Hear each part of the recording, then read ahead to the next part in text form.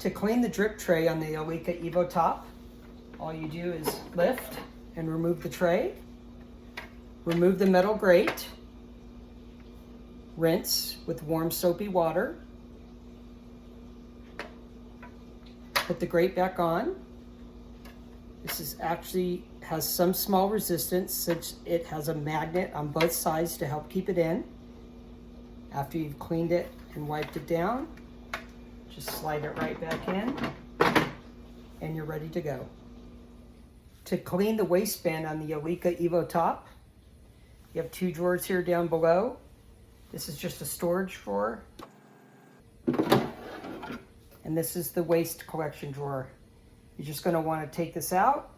You're going to want to dump your coffee pucks and your coffee grounds into a waste receptacle. Rinse this out with warm soapy water. Dry it. Once you're done, slide that right back in there and you're ready to go.